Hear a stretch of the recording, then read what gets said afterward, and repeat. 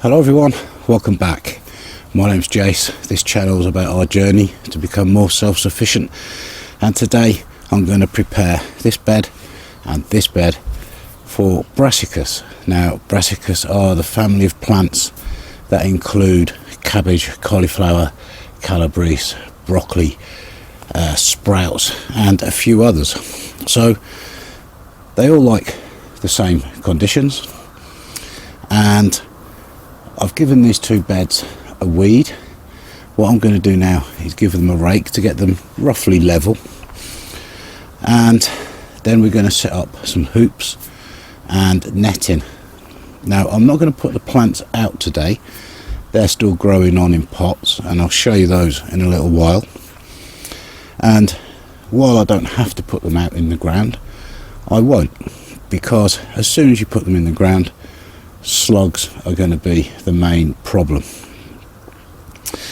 and they like nothing more than eating your young brassicas plants. That said, I have got slug pots out already, and they do need topping up with a bit more beer to attract the slugs. The slugs go in the pot, they go in the beer and they drown. And these have been out for over a month now. So I'm hoping that I have significantly depleted the slug population in these two beds.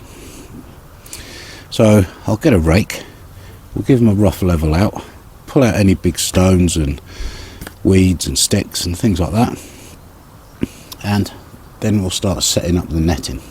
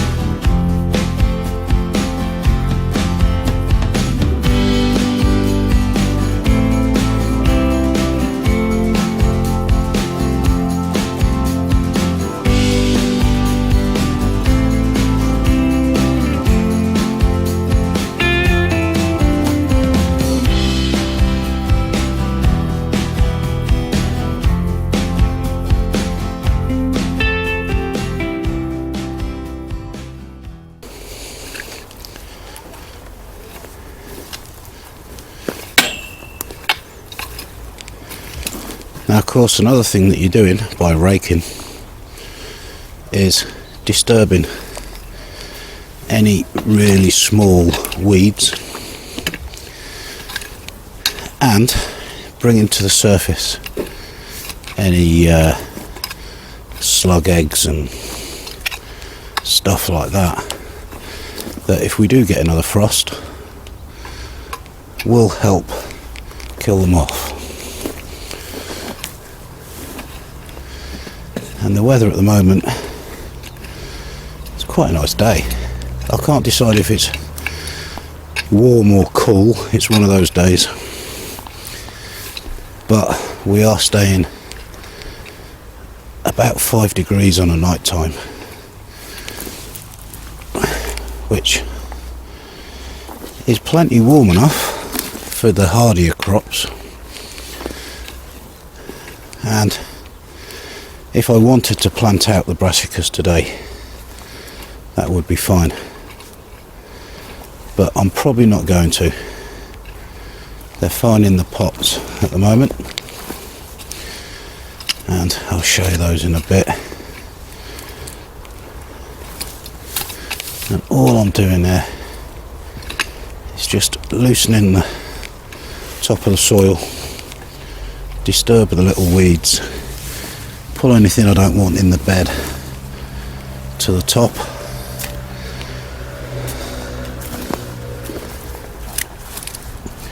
and it makes it look nicer as well.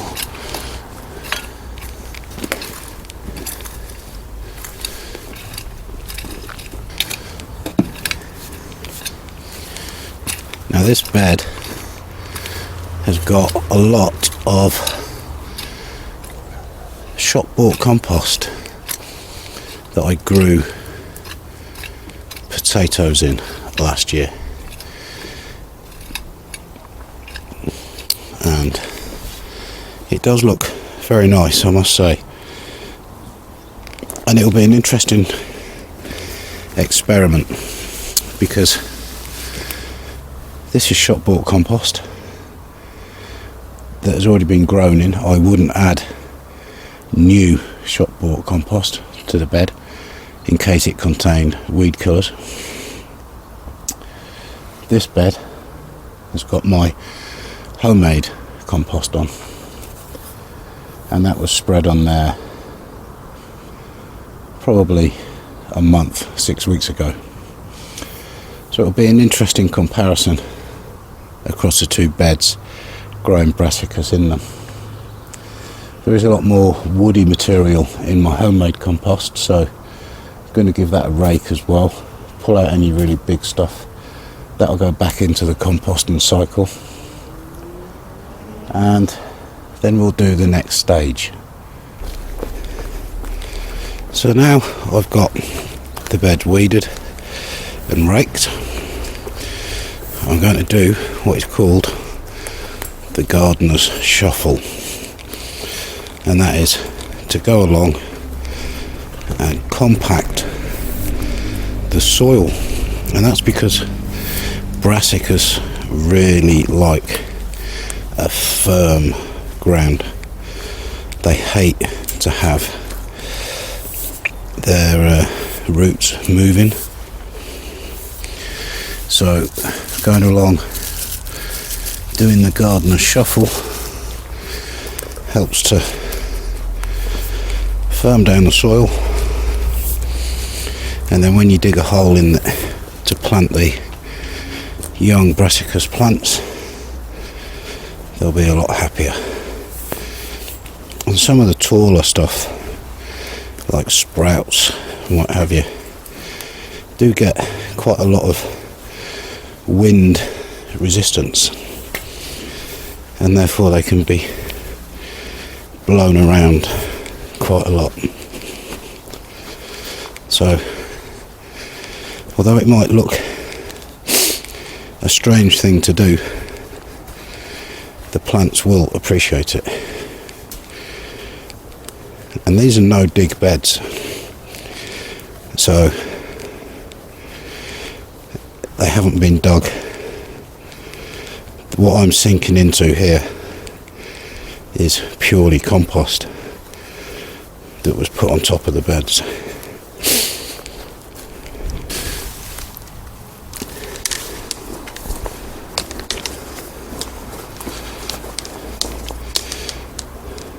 So now I've got this trampled down, what I'm going to do is, these are old drain rods and they make quite good hoops. Could do with being a bit taller, but they're not too bad. So I'm going to put one about a foot in from each end.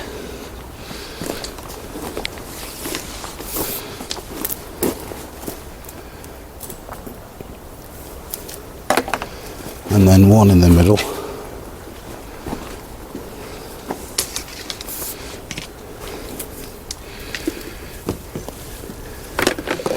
And then divide those spaces in half again.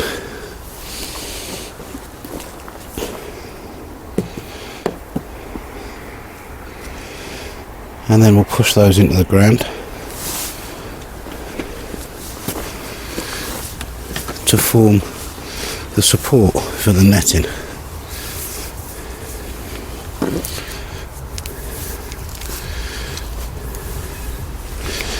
And these aren't actually quite tall enough, but what happens is as the plants grow they hold the netting up themselves, and I slowly release the tension on the netting so that they have room to keep growing up, and it worked quite well last year. So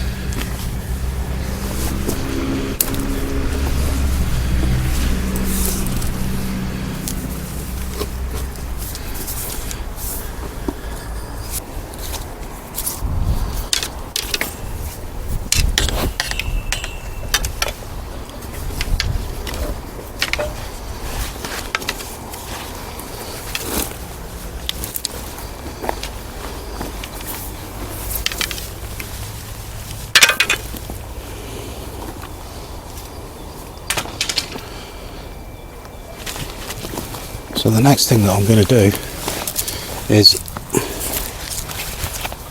put some canes underneath the hoops and attach them with cable ties. And what this is going to do is stop the end hoops collapsing inwards when I put the netting on, and you pull it sort of tightish. The end hoops tend to fall inwards. So by putting some canes or a piece of wood or just some plastic pipe, anything along the hoops and join them together, it prevents the ends from caving in.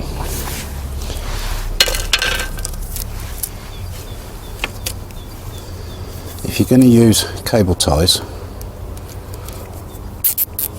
make sure that when you pull it tight, you pull it tight from underneath, because when you cut it off you end up with a sharp piece, and you don't want that at the top where it's going to cut through the netting. Now on the ends of the canes, I'm going to add a bit of pipe lagging, and I'm not going to push it all the way on. I'm going to leave it probably a good inch or so sticking out so it can fold over like that, and then again it will stop the cane from going through the netting.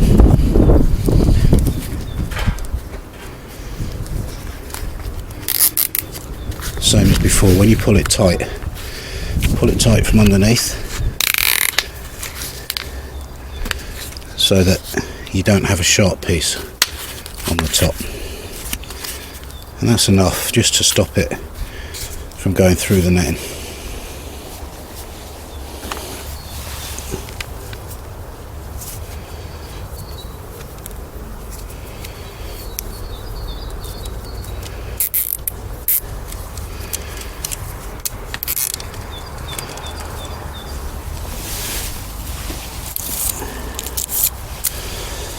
Now obviously the canes aren't long enough to go all the way along this setup, so all I'm going to do is join them together with a couple of cable ties.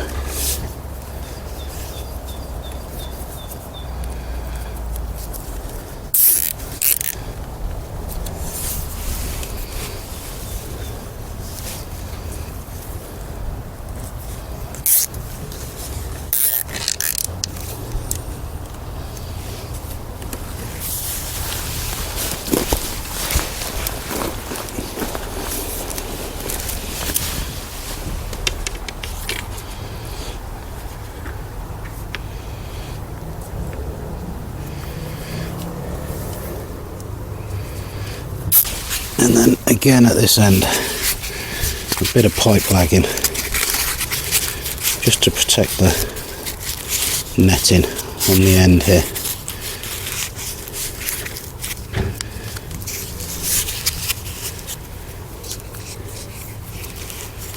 You don't have to use pipe lagging, you could use a piece of cloth or a tennis ball with a hole in, anything.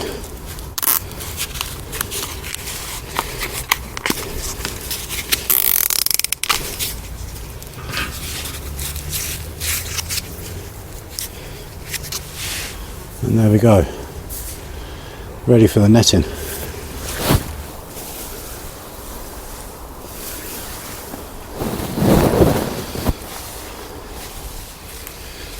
So when you put your netting on, leave plenty on the end. Always get a piece of netting that's longer than what you need.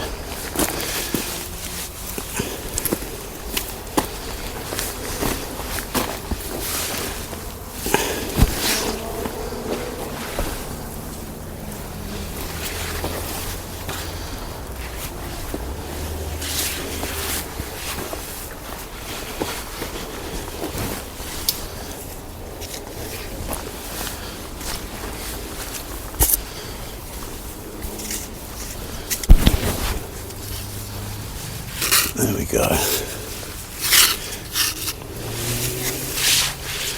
So I'm not going to worry about the ends just at the moment.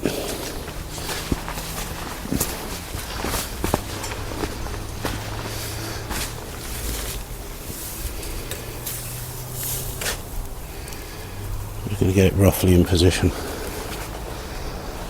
And then what I'm going to do is get some bricks along this edge and make sure there's no gaps, because cabbage white butterfly is amazing. It can get in the smallest of gaps.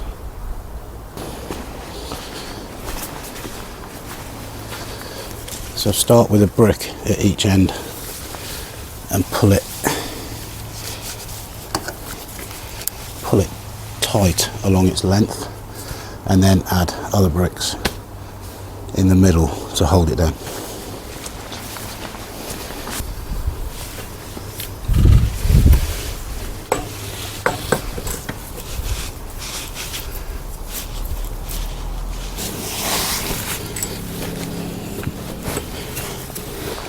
That's the basis of the frame, and this side would be pulled fairly tight, and then bricks holding down this edge as well. Obviously I'm not going to do that until I put the plants in there. So now I've got the netting set up, I can see where there's some holes. There's a few little holes here, and you can actually sew this stuff up with some cotton and thread. And this is probably on its 3rd year now, so if you do look after it and build a half decent frame, it will last you. And this is a similar product to Enviromesh. It isn't Enviromesh, but it's a similar product. So now that frame is built, what I'm going to do is roll the netting back and keep it down the back there with a couple of bricks on, and we'll fill up the slug pots. So all the slug pots are a plastic pot that's going to hold a liquid, and then in there I just put some lager. You could just use yeast mixed in water, but we've got some out-of-date lager, so I'll use that. And you only need 1 inch, and what that does is attract the slugs. They go into the pot and drown.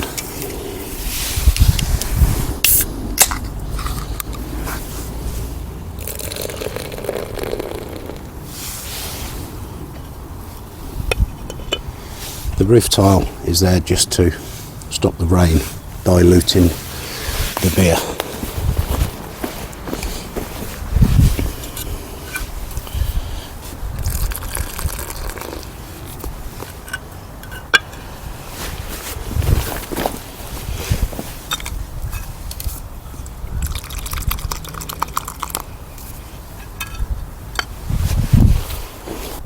And so these are some of the plants that I'll be putting in that frame.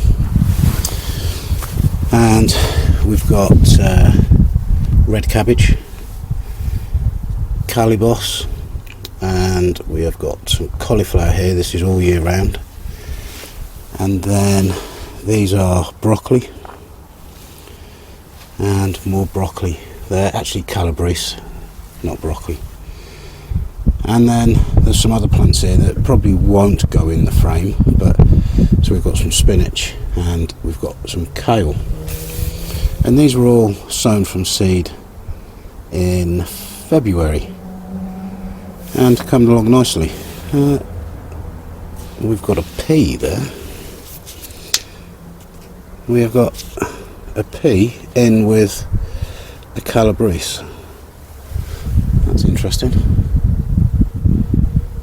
Okay, I'll have to separate those up and put the pea with, that's actually a mange too, so that'll go with the other mange too. So yeah, there's some of the crops that will be going in, and I don't need to put them out yet. They're fine in those pots for now, so no need to rush. The frame's ready, and when they start to fill the pots, they can go out.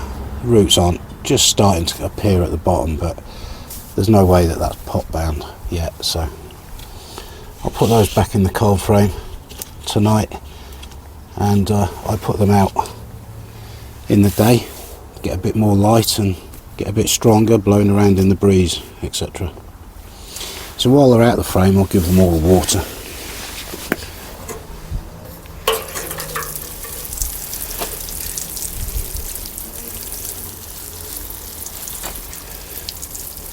And the good thing about watering stuff outside the frame is you keep your frame a bit drier inside, but you also don't attract, you make it harder for slugs and that to get into the frame because it's dry as opposed to being soaking wet. So I'll let those drain off for a few hours, and then later on they'll go back into the cold frame. So thank you very much for watching. I hope you've enjoyed this video, hope you found it useful. How I set up my Brassica cage. Could do with being a bit higher, like I said. So if you can find a way of doing that, maybe some extra long poles, or you can use the water main hose, the blue pipe. That's quite good. But I had these, they were free. They were here anyway when we moved in, so I'm making use of them. So I hope you've enjoyed it. If you have, please give it the thumbs up, that really helps the channel. And if you haven't subscribed yet and you like this sort of content, then consider doing so. And I'll see you on the next one. Cheers.